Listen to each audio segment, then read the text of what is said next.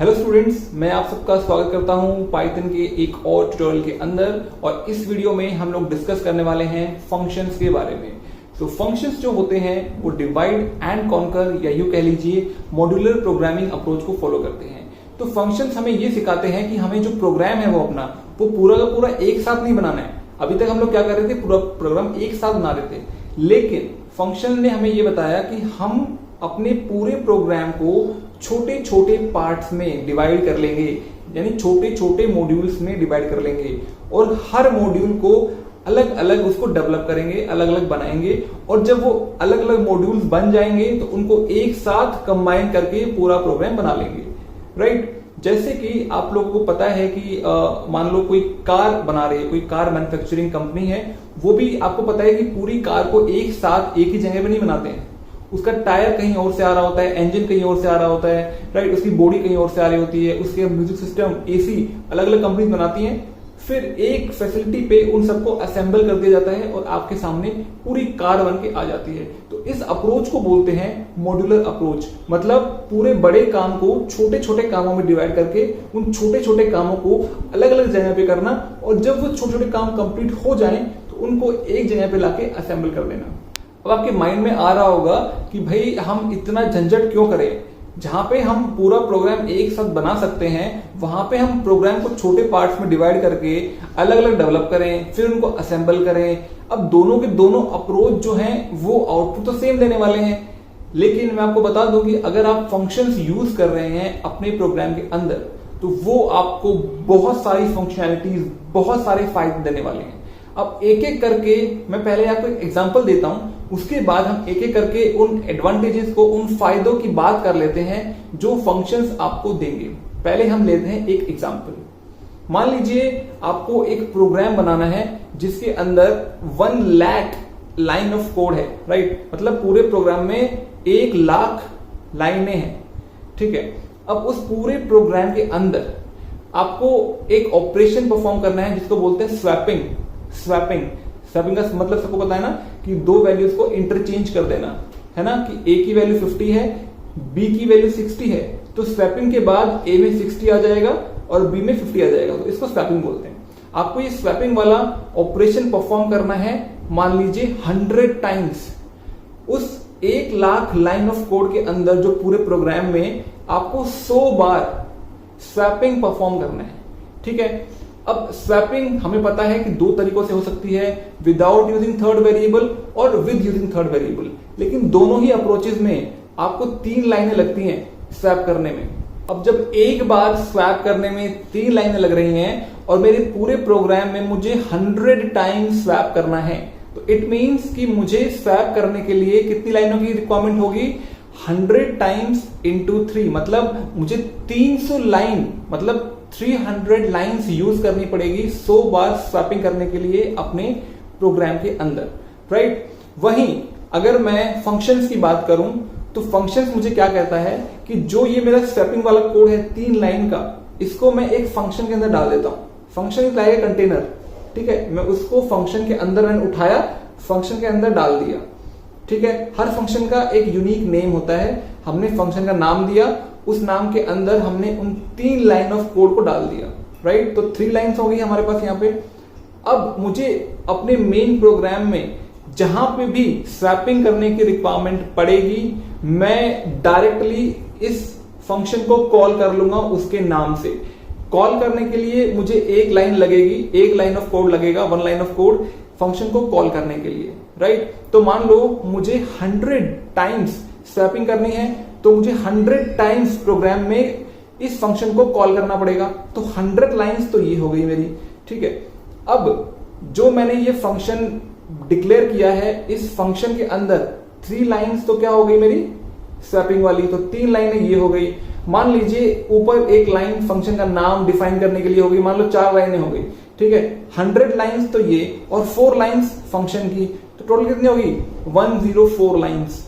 मतलब जो काम मेरा पहले 300 लाइंस में हो रहा था, वही सेम काम मेरा 104 लाइंस में हो रहा है, राइट। तो आप सोच लीजिए कि आप कितना सारा स्पेस, टाइम और कॉम्प्लेक्सिटी अपने प्रोग्राम की बचा रहे हैं। ये तो हो गया इसका एक एडवांटेज। अब स्टूडेंट इसका दूसरा एडवांटेज और सुन लीजिए कि अगर आपको अपने कोड के अंदर कुछ चेंज करना है, मान लो आपने जो स्वैपिंग वाला कोड लिखा था वो गलत हो गया, किसी भी रीजन से आपने उसमें गलती कर दी, राइट। अब हमारा जो पहली अप्रोच थी जिसमें हमने 1,00,000 लाइनें कोड की एक साथ लिखी थी, उसमें 100 टाइम्स मैंने स्वैपिंग का कोड लिखा था। अब सबसे पहले तो आपको उस पूरे प्रोग्राम में ये ढूंढना पड़ेगा कि वो कहां कहां पे आपने स्वैपिंग वाला कोड लिखा है। पहले तो आप यही सर्च करते रहोगे, ठीक है। फिर मान लो आपको पहला वो लाइन, पहली वो जगह मिली जहां पे आपने स्वैपिंग का कोड लिखा था, तो जो आपसे गलती हुई आप उसको ठीक करोगे। फिर दूसरी बार ढूंढोगे कहां पे है वो, फिर तीसरी बार, फिर चौथी बार, फिर पांचवी बार, ऐसे करके आपको 100 टाइम्स सर्च करना पड़ेगा कि आपने कहां कहां पे वो स्वैपिंग वाला कोड लिखा है, और फिर उसमें 100 बार आपको सेम चेंज करना पड़ेगा, 100 बार। वहीं जो हमारी दूसरी अप्रोच थी जिसको हमने बोला था फंक्शंस, हमने क्या किया था कि जो हम स्वैपिंग वाला कोड है 3 लाइंस का, उसको हमने फंक्शन के अंदर डाल दिया था, राइट। अब अगर मुझसे कुछ गलती हो गई, मेरा आउटपुट सही नहीं आ रहा है, तो मुझे सीधा सिर्फ इस एक फंक्शन के अंदर जाके जो भी कोड के अंदर चेंजेस करने वो कर देने, राइट। आप सोच लीजिए कि कहां पे, तो आपको ये पता है कि फंक्शन कहां लिखा हुआ है और सिर्फ एक बार चेंज करना है, कहां आपको 100 बार चेंज करना है, और आपको ढूंढना भी पड़ेगा कि वो 100 बार आपने कहां कहां पे लिखा है प्रोग्राम के अंदर उस स्वैपिंग वाले कोड को। तो दूसरा मेन एडवांटेज है कि आप जो चेंजेस हैं वो इजीली कर सकते हैं फंक्शंस के अंदर एज कंपेयर टू आपने नॉर्मल प्रोग्राम के अंदर चेंज करना है। तो तीसरा इसका मेन यूज वो है इसकी रीयूजेबिलिटी, मतलब आप फंक्शन को बार बार यूज कर सकते हो। मान लीजिए वही सेम एग्जांपल दे रहा हूं मैं आपको, आपने 1,00,000 लाइन कोड लिखी थी, उसके अंदर आपने 100 टाइम्स स्वैपिंग वाला कोड लिखा था, ठीक है। प्रोग्राम खत्म, आउटपुट जो आना था सही गलत वो हमारा हो गया, राइट। अब किसी दूसरे प्रोग्राम के अंदर मुझे वापस से वो स्वैपिंग वाला कोड लिखना है, तो आपको वही स्वैपिंग वाला कोड वापस से उस दूसरे प्रोग्राम में फिर लिखना पड़ेगा।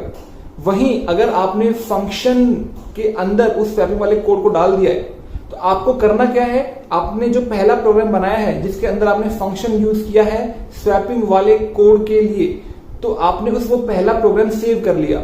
अब करना क्या है कि दूसरे प्रोग्राम में जाके जब आप दूसरा प्रोग्राम बनाना शुरू करोगे, तो आपको सबसे पहले कर लेना क्या है कि पहले प्रोग्राम को दूसरे प्रोग्राम के अंदर इंपोर्ट कर लेना है, राइट।